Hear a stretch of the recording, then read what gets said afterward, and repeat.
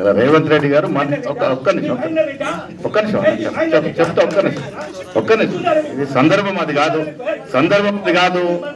సందర్భం కాదు మీరు మాట్లాడడం తప్పు 100% తప్పు నేను మాట్లాడడం తప్పు అంటాను ఇంత సందర్భమే కాదు మీరు మాట్లాడకూడదు అట్లా సందర్భమే కాదు మీరు మాట్లాడే సందర్భం కాదు అది ఎట్లా మాట్లాడతారు మీరు అరే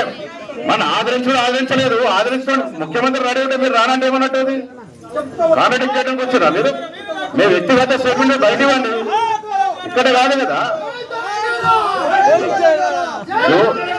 జూన్ 2న జరిగేటటువంటి సందర్భము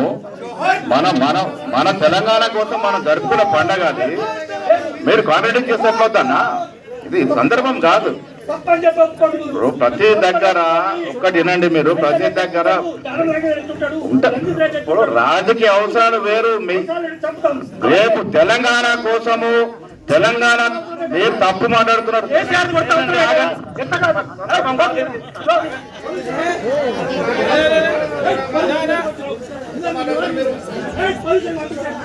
మాట్లాడతారు మీరు రమా యాదగిరన్న దొంగలంతా ఇప్పుడు మీ పక్కన ఉంటారా మేము ఎక్కడ ఉన్నాం వాళ్ళు ఎక్కడ ఉన్నారు గద్దరు ఎక్కడ ఉన్నారు మేము ఐక్య కార్యాచరణ కాబట్టి ఎంత పెద్ద పరాలు చేసింది ఎక్కడ ప్రజల సమస్య ఉంటే అక్కడ పోయినాం మేము ఓపెన్ కాస్ట్ అయితే పోయినాం ఫార్మాసిటీ అయితే పోయినాం రైతులు చచ్చిపోతే పోయినాం ప్రతి చోట పోయినాం అట్లా త్యాగాలతో వచ్చింది రాజకీయ నాయకులతో రాలేదు ఏ రాజకీయ నాయకులతో రాలేదు కానీ తెలంగాణ కాంగ్రెస్ మాత్రం ఒప్పుకునేది లేదు చంద్రబాబు కూడా ఒప్పుకునేది లేదు మాకు భయం అవుతుంది రేపు మళ్ళా చంద్రబాబు గారికి గెలిస్తే తెలంగాణ ఆంధ్ర కలిసిపోతేమో మీ కాంగ్రెస్ వాళ్ళే కలుపుదామంటే మాత్రం మాకు భయం అవుతుంది